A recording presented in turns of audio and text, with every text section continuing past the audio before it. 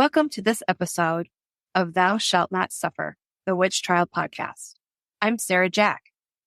And I'm Josh Hutchinson.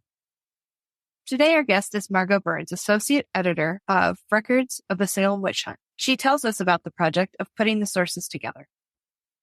She does, and you're going to love this episode so much. She's so entertaining. She's a wonderful storyteller. You're going to hear stories from her, as well as details about the records, what's in the volume. This was a project that she spent over 10 years in. She knows what records still exist and what records we're missing. She knows about the wide variety of records involved and tells us about what can be found in the records. I can't believe we're talking about Margo Burns. We're talking about the writer of the Bible for the Salem Witch Trials, the manager who actually physically put it together with her algorithms. And we get to learn about algorithms. We get to learn about her favorite surprise in the records. And that is a really entertaining story. You're going to really get a kick out of that. Her experiences of going into the archives and evaluating the manuscripts, it's so fun to hear her talk about that. And she'll tell us all about the massive handwriting analysis project that was associated with identifying who created each of the records. Margo does not hold back on details and experiences from her project years. It was like a firsthand account. There's something special about hearing about the accounts out of the records, about hearing about her accounts examining the records, because it's Margo Burns and she was the one right there holding the records. And she does not hold back when she tells us what she read and what she examined. She also tells us her Salem Witch Trial research origin story and talks about her family connection to the trials. And now enjoy the conversation with Margo Burns, historian, associate editor, and project manager of Records of the Salem Witch-Hunt. I have Records of the Salem Witch-Hunt, but that came out in 2009. And when it came out, and it's the size of a ream of paper with a hardcover on it. And I confess, I pulled it out of the box and went, is that all there is? It took 12 of us 10 years to produce it. So I had to remind myself it had just been distilled down from all that work we had done. But it still felt small. It's not small when you're reading it, though. Right. It's condensed. It's just really jam-packed. And as the project manager, I managed all that stuff that was coming in. So I saw everything. I worked directly with Bernie as we tried to come up with the chronology of how the book was going to get laid out, how it was going to get organized. It was a lot of work. I imagine. And one thing I picked up on your video, in one of your videos that we might get back to later, you said you had 4 versions of it that you made with algorithms. And how long did that take? To produce them? To produce the algorithms and the 4 versions. The algorithms were pretty straightforward, and it was essentially all the information was in a gigantic database, a relational database. So then I'd have to write something that would say what order things would be in. And I'd set certain variables for everything. So I'd say, okay, let's produce this. And it would make this gigantic net with 970 or whatever many holes in it. And then using features of Microsoft Word, I could take all those individual Word files and then just import them into those holes. So that was easy to just produce a whole version of it. And I printed it out every one of those times and mailed it to Bernie. So he got to read through it. I'm really granular and Bernie's very linear. And I think as a duo, we complemented each other. I do algorithms for work, so that's why I was curious about that.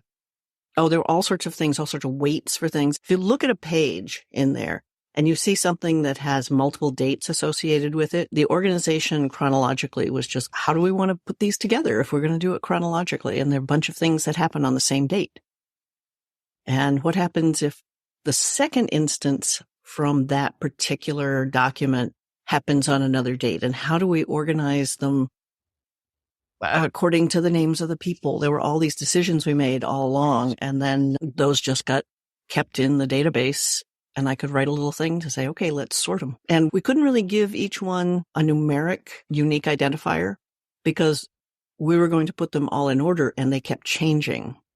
So we had code names for just about every single document based on what archive had them. So the Essex County Court Archives were ECCA. ECA, the last iteration of everything. Bernie and I got on Skype, just like a phone call. And it took us 2 days to go through absolutely every single item in records to check for all of our dating, all the different things that we wanted to do. So on one day, we went from 8 a.m. till noon, took an hour for lunch, went 1 to 5, took an hour for dinner, and worked 6 to 10. And the next day, the exact same thing. And we went through every single decision that we were making. And if he'd say, oh, I want to put this in this other place, I say, okay, no, we have to figure out if there's anything else that will be in that kind of category that can get changed. We built ourselves up that we could actually work together that long on Skype. And it was just audio. We didn't worry about the video because we just were talking and we had the same things on our screens. So that was really, those 2 days were just, they were a lot of work, but it was just the culmination of everything we had. We finally were organizing the book, and that was it. I'm so glad you all did that and produced the book that you produced. It was really Bernie. Bernie had gotten stung with an incorrect transcription and had written a whole article about it because apparently there was a date that was wrong, saying that Tituba's grand jury was May whatever in 1692. And he thought, why would her case be done differently? And it was a typo because hers was done in 1693, the last one in May. And so he'd gotten stung. And he decided that there were enough errors that they should get corrected. And he figured it would be 2 or 3 years. And it took us 10. I keep everything in my head. There are a few of us who know all of those documents intimately. And also because we were making decisions about them. What is this document? Who is it about? What's going on? And so having looked at every single one of those documents, it's all inside of me. There are times I forget some things, but I go, oh yeah, I remember that decision. For me, doing history and doing especially this subject that has so much popular interest, I always ask, how do we know what we know? That's a really important thing for me in this because there's so many fanciful notions or things that people want to believe. They want to believe that the people in Salem were all midwives and aren't midwives in that group. And they were nurses and midwives and the men were jealous. It sounds nice, but I always say, how do we know what we know? And there's no primary source evidence to that effect. So that's what history is for me. I was I'm trying to remember when it was before records came out, and I was at a conference, an Omohundro conference, and we were in City. And it was before the book came out, and Bernie and I were there to talk about how we were working on the book. And Ben Ray and Dick Latner, who's at Tulane, were also on our panel. Bernie and I got up there and we described what we were doing. I said Thomas Putnam's handwriting was on over 200 of the documents. And the person who was doing comment was John Putnam Demos from Yale. So when he got up, I felt like I got a little paternalistic pat on the head for telling him something about his ancestor that he didn't know. But then Ben Ray was talking about the geography and the maps, and Dick Latner was talking about the tax rolls. And both of them were challenging what Boyer and Nissenbaum had included in their book and basically saying they got the map wrong. And for the tax rolls, how do you tell that somebody's family's worth is going up or down if you only use 1 year? So they basically were taking it apart, and John Demos was very unhappy with them. And he said they had a big idea, And how dare they criticize Boyer and Nissenbaum? I'm just new to history, and I'm finding myself going, oh, if they got the facts wrong, isn't that a big deal? And so I was kind of really into that. How do we know what we know? Where he was thinking they made a big change in how history was done. They were looking at the primary sources and they were looking at all this stuff, even though they did get some things wrong. For me, it was like, I'm siding with them. We were wondering about that the other day because Sarah was pointing out in science, it's always, what do we know right now? Not what's the big ideas and how do we build on those? It's, does this change our understanding?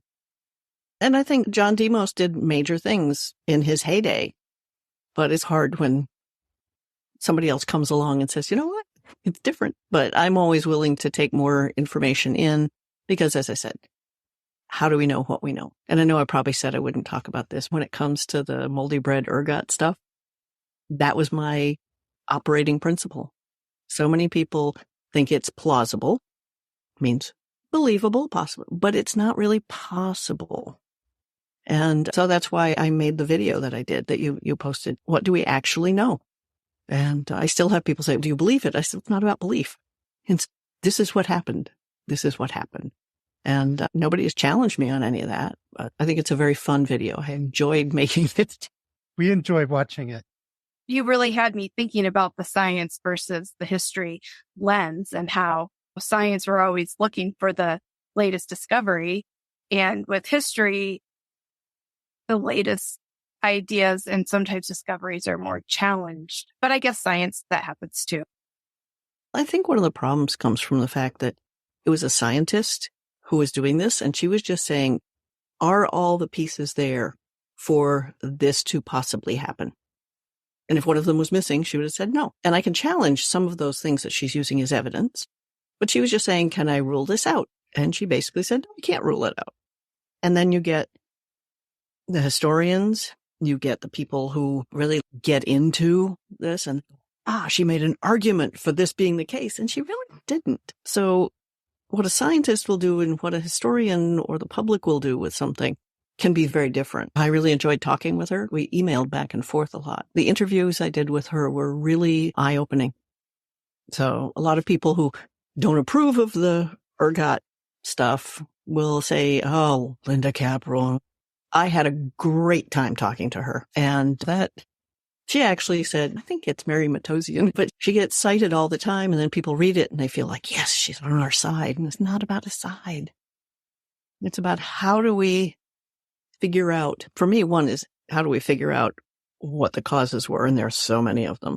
But the other part is, why does this resonate? And it does. I looked at the latest, the IFL Science article, and I only skimmed it. I didn't read verbatim what they wrote because it was just a rehashing of this 40-some-year-old argument. If you scroll to the bottom of it, I replied. I will sometimes go into the fray and other times I'll just back right out. But sometimes I poke the bear. I'll poke the bear on the crucible. It's good to leave those crumbs for the right people who might look at that article. Just keeps popping up. And I'm really glad that the talk has been recorded 3 times, actually. And if I wanted to do it again in Salem, I know a bunch of people say, yep, okay, we'll do it. Then when they get into those conversations, they can just go, okay, I've been here before. Go watch Margo's video. Thinking of our questions that we have for you, they're primarily about records. Could you start with just a bird's eye of what records is for those people who aren't familiar with it? Certainly. Records of the Salem Witch-Hunt is a collection of all the primary source records, primary source legal records of the Salem witchcraft trials. So we won't have Samuel Sewell's diary entries, but it's all the legal records. Most of them are handwritten, and they're in 12 different archives. Mostly they're at the Peabody Essex and at the Massachusetts Archive, State Archives. And we saw just about all of them in person and learned how to read their handwriting. There are over 200 different handwriting examples throughout all of them. And a lot of documents had multiple people adding to them over a period of days. So we had to start recognizing them. so that we could do as accurate transcriptions as possible.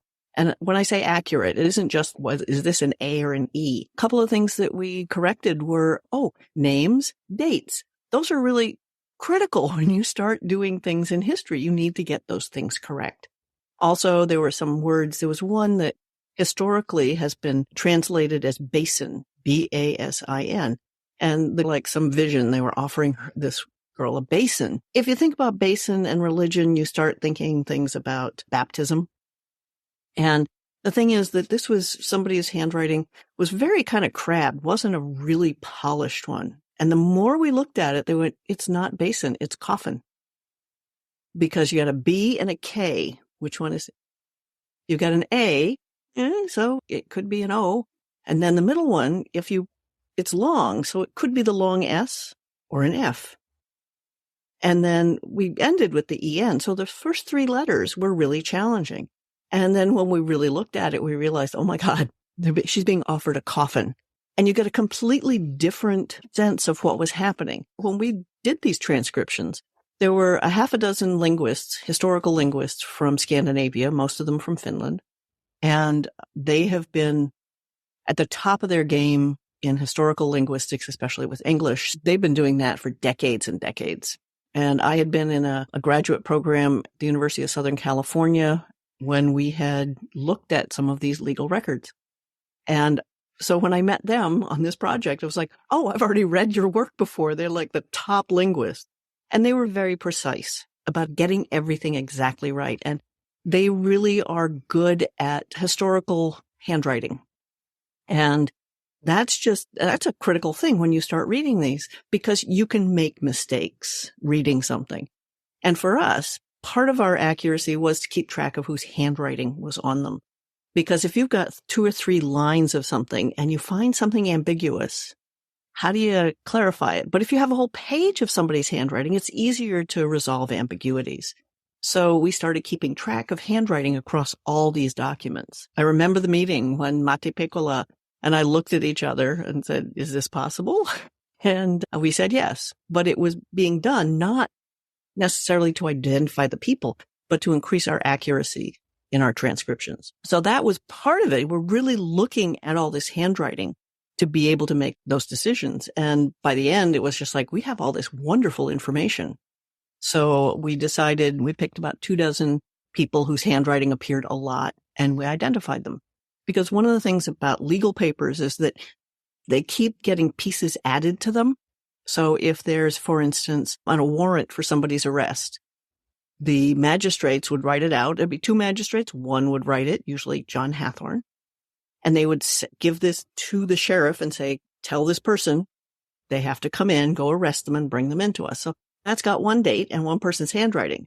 But then at the bottom, you find another thing, the return from that officer in another handwriting saying, yes, I have apprehended Rebecca Nurse and I have brought her to you on this day. And it's a different date. So trying to take all these pieces apart and have them be a coherent whole was really a challenge, especially with these smaller things like the officer's return. Usually there would only be 1 or 2 documents with some people's handwriting on it. Another thing that would happen, though, is if we could identify somebody's handwriting, maybe not even them, we could use that as part of our chronology. When we're trying to figure out when things happened, because that's important. Timelines are important. You want to do history, it's people, it's places, it's dates. So as we were looking at some of the indictments, we're trying to figure out what day was the grand jury. And if we could find the same handwriting from the foreman of the grand jury on multiple documents, that we didn't have any evidence when these other grand jury documents were being done. If we could find the same jury foreman, that gave us a clue as to exactly what the timetable was, because that jury foreman and that jury were hearing specific people's cases.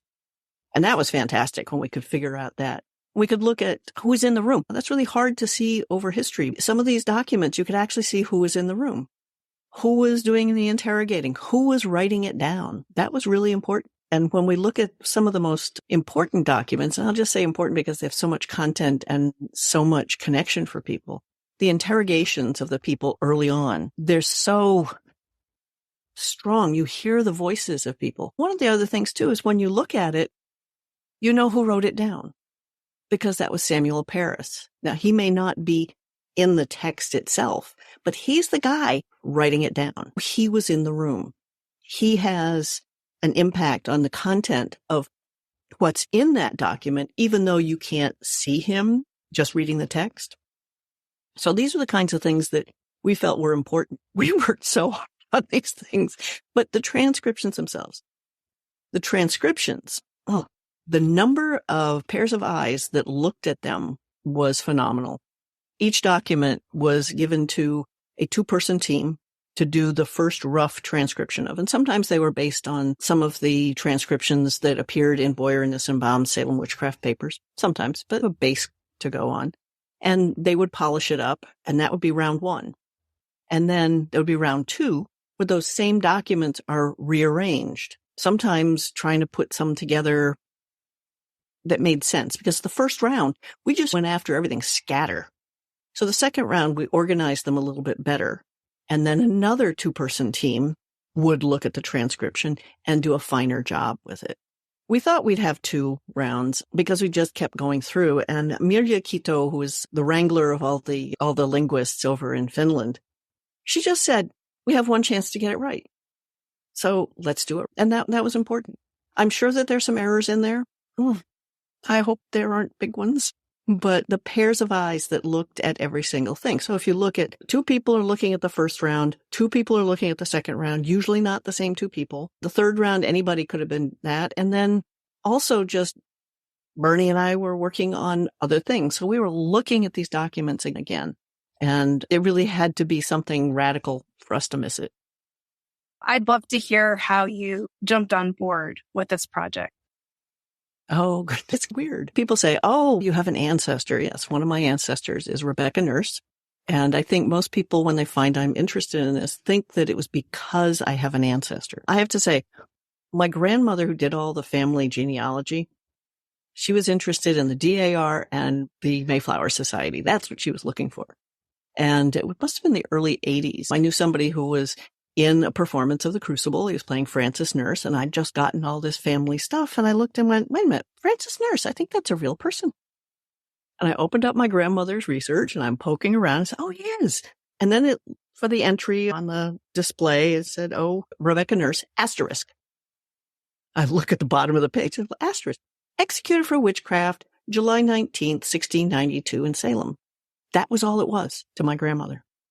It was an asterisk. So it was a new thing for me to discover. Fast forward to the early 90s, and I'd already gotten my master's in linguistics from the University of New Hampshire, and I was pursuing a doctoral degree in linguistics out there. And I was in a seminar on legal language. The professor was very interested in legal language across time, and he had finished all of his research in England and was starting with doing things about legal language in America. So it was the second half of the 17th century. And so he was handing out at one point just cases for us to look at. And his name's Ed Finnegan, absolutely amazing guy. Here's a murder, here's an infanticide, here's piracy. And then I got witchcraft, I got the Salem Witchcraft trials. And I'm in California, mind you, not here in New England. He said, I don't know if there's much stuff on this. And I said, I'll take it. I'll just take that. My great whatever was executed then. And that's the only real connection that I had toward this path that I went on to join this project. It was just like in a seminar, I said, sure, I'll take that. Dropped out of my doctoral program and came back to New England. And when I got here, I thought that was really interesting. Maybe my family would like to have something about that. I should write up, but not one to just go into something lightly. I just read everything I could, everything. And I was reading these things and I said, I can't do all of that research. There have to be people out there who have already been interested in their family members. So this was late 1990s. RootsWeb had listservs. That tells you exactly how old it is, a listserv.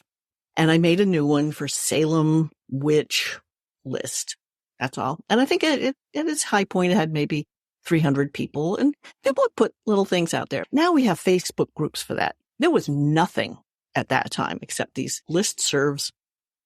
So I would keep track of who was signing up. And that's when I noticed one day that Bernie Rosenthal had signed up, and I just read his book. And it was like, oh, this is cool. But I wrote to him and I said, happy to have you here. This is mostly a genealogy thing. I liked your book.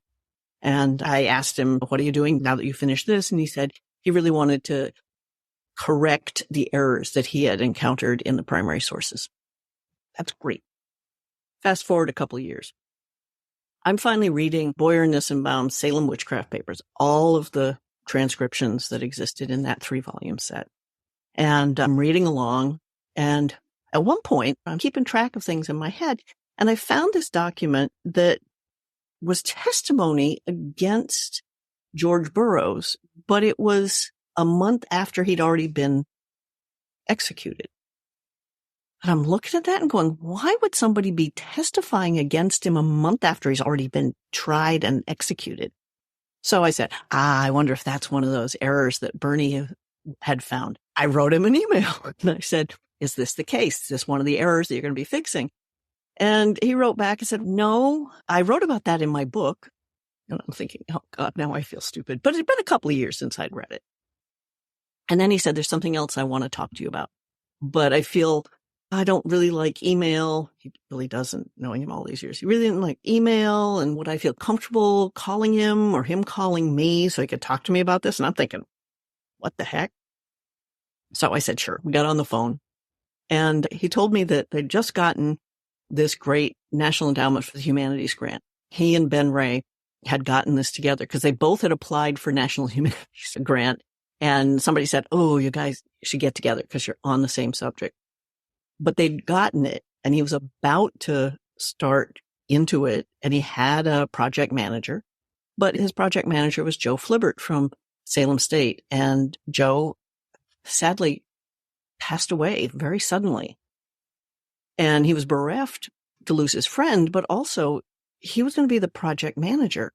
And they'd just gotten this grant. And what do you do? And then out of the blue, I was writing to him about what he was doing and asking a question very specific to what he was doing and why he was doing it. And he decided to invite me to be his project manager. So that took a little bit of doing because there was grant money and how the grant money was going to come to me. But before I said yes, I met with him, and he was at a chess tournament in Vermont. I think it was Stratton Mountain. And he'd driven over from New York, and I drove up there from New Hampshire and met him for the first time. And from the moment he opened a computer and showed me the digital images of these documents, I was hooked. Because I had already had this sense that if you could look at the actual documents, you could identify who was writing them. And so that sort of carried forward on the whole project because I thought that was important. Who was writing these things down? Because you put so much more of yourself into these documents than people necessarily know. And just seeing them, it was one of those moments like, I will do anything. I will do anything to be on this project. And so for the first year and a half, I got some of the money, but I didn't do anywhere nearly as much work as I did later on when I was earning nothing. And Bernie is a fantastic human being. I will have to add that in. He was a professor of English at Binghamton University, head of the English department. His specialty was Moby Dick and Herman Melville. But he also, more than that, is really invested in social justice. And that's what caught him to do this, because he was visiting Salem and thinking, this is really weird. These people were executed wrongly, and yet there's an ice cream stand with a witch on it. There's an image of a witch on the police cars. And so he felt very strongly about that. And so as a literary critic, being somebody interested in texts from English department kind of perspective, he decided to read everything closely. And that's what his approach to it was. He was not a historian. He was a close reader of texts. And my undergraduate degree was in English, so I know exactly where he was coming from. So even though I didn't major in history or any of that, we had a whole lot in common on how we were approaching the texts. It was wonderful because we had Mary Beth Norton being a great supporter. She and Bernie are great friends. And so we had a lot of good historians with us. But I think because our background was in literature and just looking to see what is in the text without bringing any preconceived notion to it, I think that really benefited everything that we were doing in putting together the book. It just goes to show you can have all sorts of different people and perspectives and working on the same project, getting them all to integrate. And it was a fantastic project to be on. There will be nothing like that my lifetime. And it was 10 years.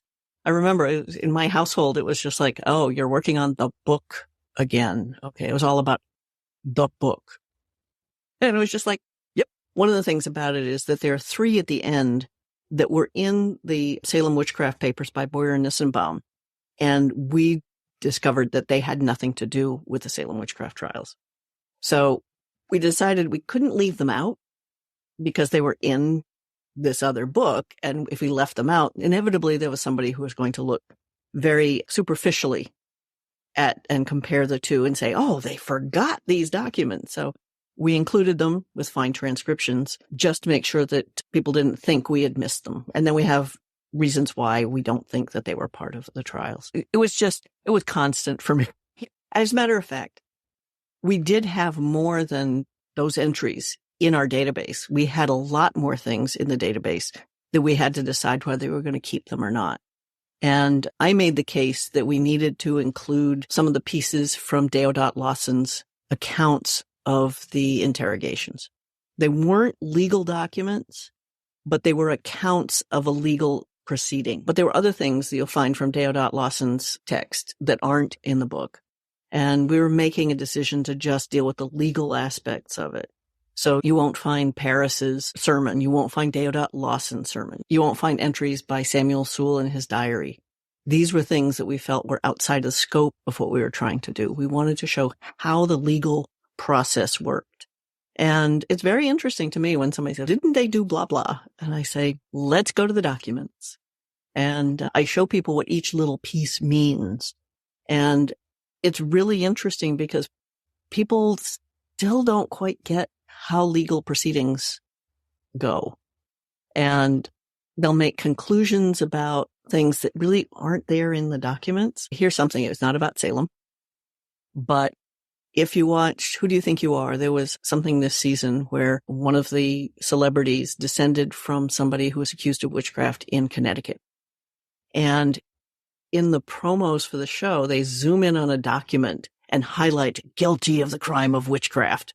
But it turns out that if you thought that she was found guilty and executed and things like that, that's wrong, because that's a piece of text from an accusation saying that they thought this woman was guilty of the crime of witchcraft.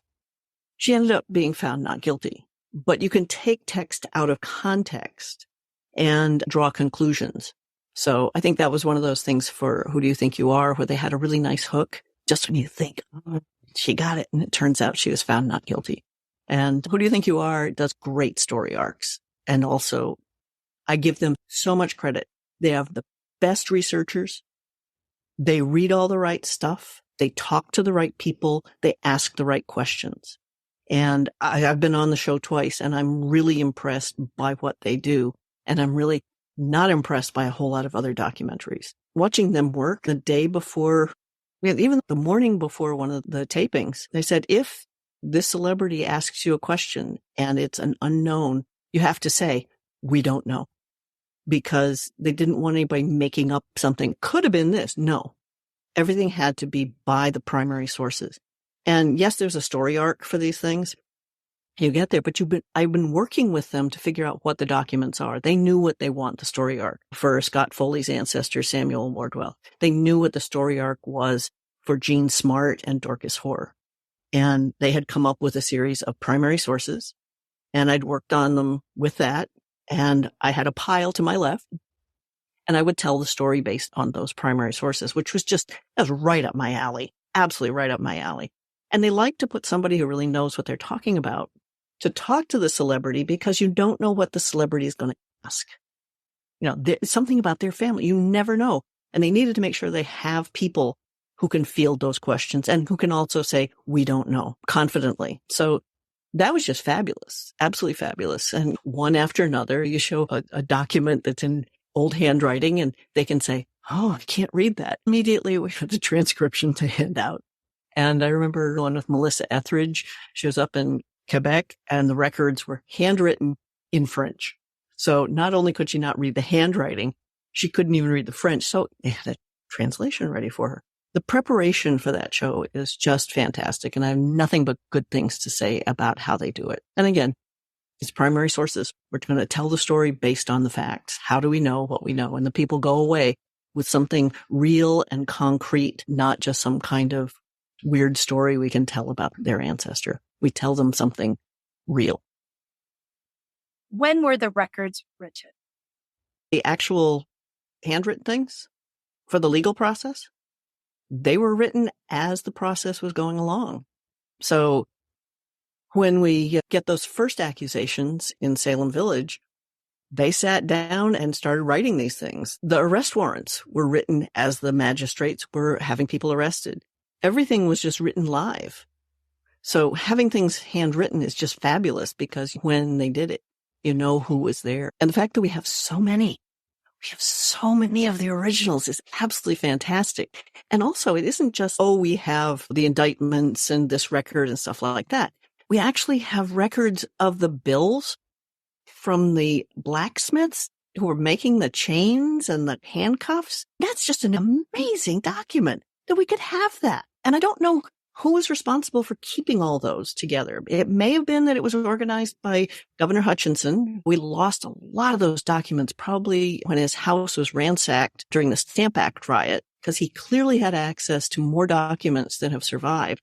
But the fact that we can have something that small and that, I don't know, I think it's evocative when you can get to that, when it's just, here's the bill. I made these changes. I fixed this and here's the bill for it. It takes it to a level that's so much more tangible because it's easier to think about a chain and an iron handcuff than it is necessarily to understand what an indictment is. You mentioned Samuel Parris as one of the writers. Who were some of the others? In those first ones, we also have Ezekiel Cheever taking it down. We also have Jonathan Corwin taking things down. But for the interrogations that took place in Salem Village, he was the one who was taking them down. After that, you start getting an assortment of people who would record them. If you get into the Andover ones, they all sound alike.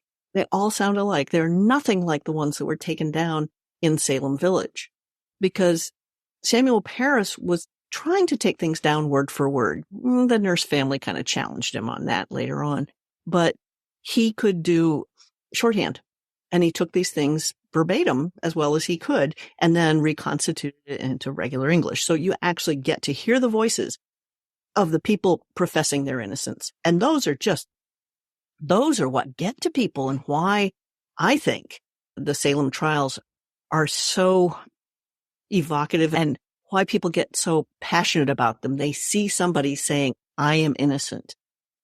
And we hear that, we read it, and we know that they're going to die.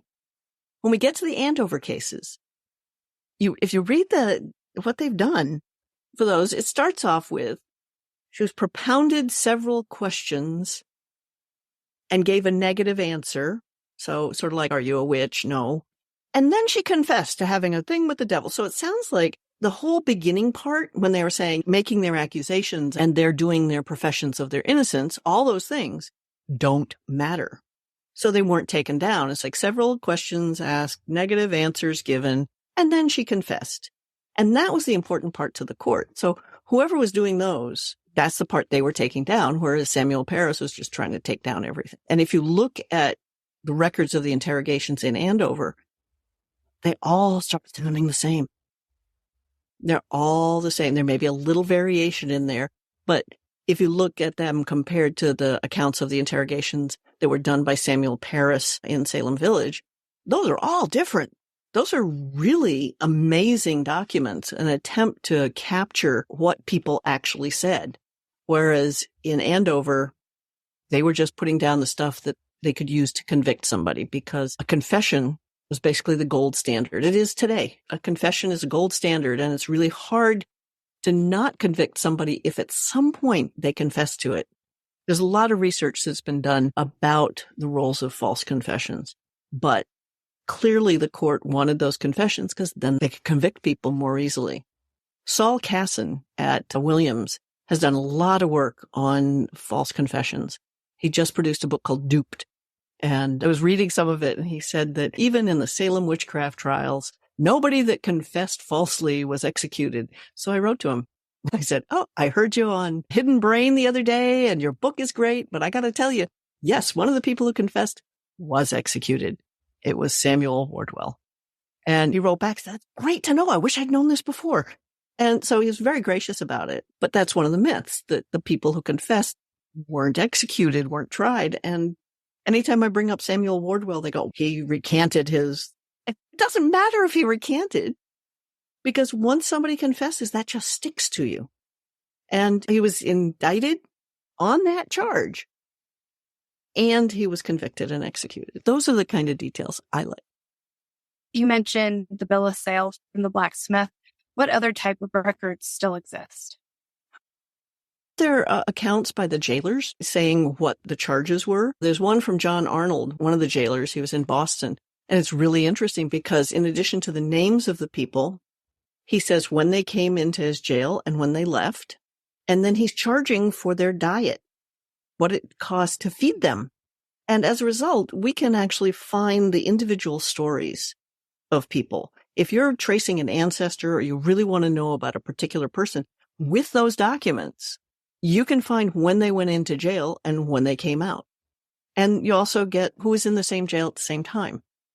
Having those different timelines going together, those documents are really helpful. Who was in the jail at the same time? So those are fabulous. Going into this, you said earlier that you had already read the Salem Witchcraft papers. Were you at all surprised by any of the records that you found? Actually, this one that I laughed so hard I fell off the couch. Okay, it comes from one of the words in it that I didn't know, and I looked it up and I fell apart. It's in the case of Elizabeth Howe. And the Cummings family, especially Mary, the wife, really didn't like her. Elizabeth Howe wanted to join the church to become a covenanted member in it, and Mary was just dead set against it. She would invoke something that had happened years before to one of her Purley relatives. There's a family named Purley, where somebody accused Elizabeth Howe, and she just never forgot it, even though the accusation went nowhere. Fast forward, I don't know exactly when it was, but Elizabeth Howe's husband went blind. Before he went blind, so let's say 6 or 7 years before Salem, he went to the neighbors, the Cummings house, and said he wanted to borrow a horse. And neither Mary or her husband, Isaac, he was the deacon, and neither of them were home. But Isaac Jr. was there, and here's this neighbor coming and asking, "Can I borrow a horse?" And as teenagers can be, he said, "We don't have a horse." And you've got Howe saying, "I'm hearing some whinnying in your barn. What do you mean you don't have a horse?" And the wise guy that the guy was said, "We have a mare. You asked if we had a horse. We have a mare." So he says, "Can I borrow your mare?" And the teenager goes, "It's Thursday. Mom and Dad usually take the mare to go visit a relative on Fridays. I'm going to say no." Okay. He goes away. So on Saturday morning, Mom and Dad have taken the mare on this trip. And Saturday morning, they wake up and the animal is in their yard, not in the pasture, not in the barn. And apparently had very sore gums. It was described as if ridden with a hot bridle. Okay. And they really were trying to figure out what was going on. And it was Saturday morning, and the deacon had to do something elsewhere. And Mary asked her brother to come over and take a look at the animal. Apparently he was pretty good with animals. So he came over and he's looking, and Isaac Sr. said, "I got stuff to do. I'll leave this with you." And Isaac came back later that night, and his brother-in-law was still there and said, "Well, I've tried everything. I looked to see if maybe it was from bot flies." Do you know what a bot is? It basically is as a little worm will burrow into the gums and flesh of animals, especially horses and maybe sheep. And it's really gross. And so he said, "I looked to see if the inflamed gums had any evidence of bot flies." And he didn't. And then he tells Isaac that there's only one thing I can think of. You might not like it. And Isaac said, "What?" He said, "Okay, go get a pipe with some tobacco At this point, Isaac is going, I don't know. Now, I have to tell you that this story comes from 4 accounts. Everything in here is from these sources. One from Isaac Sr., one from Isaac Jr., one from Mary, and one from her brother. He asks him to go and get some tobacco and a pipe. At this point, the deacon is going, I don't like where this is going. And his brother-in-law said, oh, no, this is legal for man or beast. And Isaac is going, I don't know. So they bring out the pipe, light the pipe, and then in the records it says, and they put it under the fundament of the horse. And I'm going, what the heck's a fundament? It's the area underneath the tail, for lack of a better word. And they put this lit pipe underneath the tail in front of the fundament of the horse, and blue flames shot out of the back of this poor animal and singed the fur. It was just like, okay. And apparently they did it 2 or 3 times. You can't quite tell from the descriptions, but they did it at least twice. And then Isaac said, you know what? It was catching the hay on fire. I mean, they were doing it inside. And it was catching the hay on fire. Finally, Isaac said, cut it out. No more. I need the barn more than I need this animal. That's enough. Okay. Next morning is Sunday morning.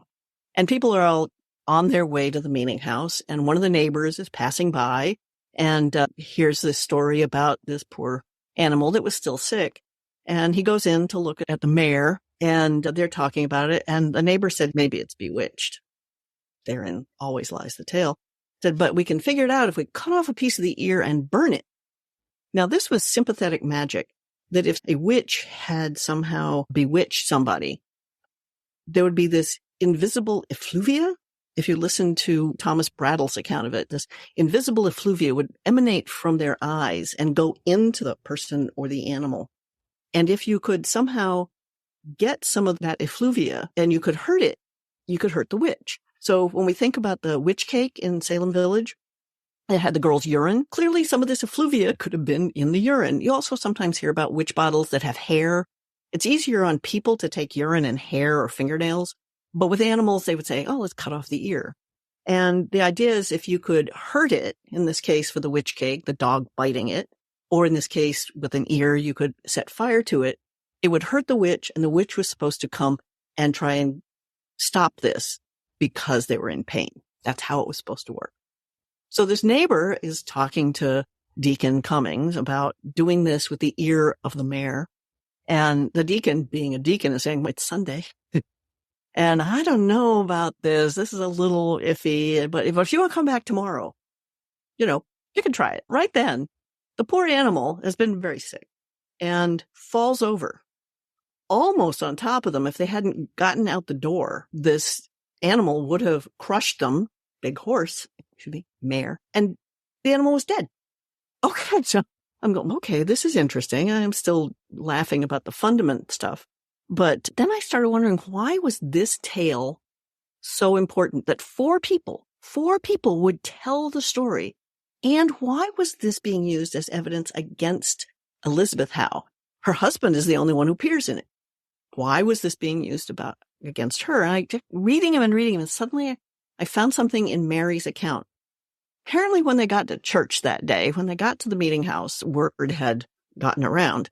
And Elizabeth Howe had said something, a really smart remark. He said, well, of course this happened when you feed an animal brimstone and other combustible things. And I'm thinking, why would she even say that? Why? It turns out that to make laxatives, they were using things like that, oil and brimstone, sulfur, things like that, to try and get the stuff going through the animal. It turns out horses can't vomit. That's what colic is. Everything has to go in one direction. So they would try and give the animal a laxative. And it comes out the other end. It's flammable. So she was making this smart remark that, of course, this happened. What happens when you feed your animal combustibles? And I think that smart remark and Mary Cummings' existing animosity against Elizabeth Howe combined. So that story of the men in her family being idiots turned into this woman is responsible for what happened. But that particular one about Elizabeth Howe, that sticks with me. The Three Stooges meet Joan of Arc. So that's the story that just always gets me. That caught my eye because the Cummings are ancestors of mine, and Elizabeth Jackson Howe is an aunt by marriage. I always thought it was just a really gassy horse or mare. The other part is that in this, the accusations that she had afflicted one of the Pearly daughters earlier, it's interesting because they'd brought in two ministers, Phillips and Payson, and they came over from Rowley to investigate. And they concluded that it was the younger brother egging her on to say, "Ooh, Goody Howe is afflicting me." So they actually got Phillips and Payson to testify on Elizabeth Howe's behalf to say, no, this really didn't happen. We were there. We made this decision. So to get two really good ministers to show up and testify on her behalf, and then that was ignored, that was pretty amazing. And to make it worse, this is something people don't know, Reverend Phillips was at Harvard the same time as William Stoughton. And Reverend Payson was also from Dorchester, where Stoughton grew up and lived. So they were known people to him. And then they still just ignored it. So there's a little complication in there. For more tales from Margo Burns, tune in to the exciting conclusion next week. Now we go to our own Sarah Jack for another edition of End Witch Hunt's News. Here is Connecticut Witch Trial Exoneration Legislation News. The Connecticut Witch Trial Exoneration Project is an organized effort of diverse collaborators working for a state exoneration of the 17th century accused and hanged witches of the Connecticut colony. Many advocates have come together along with State Representative Jane Garibay and Senator Saud Anwar to support proposed exoneration legislation.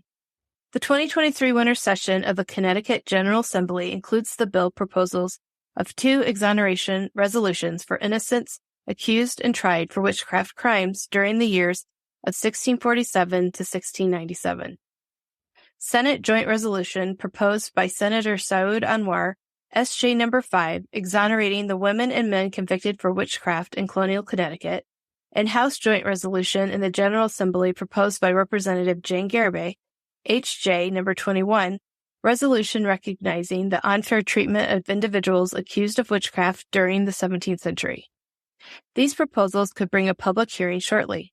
This resolution will be an example to others working to recognize and address historic wrongs.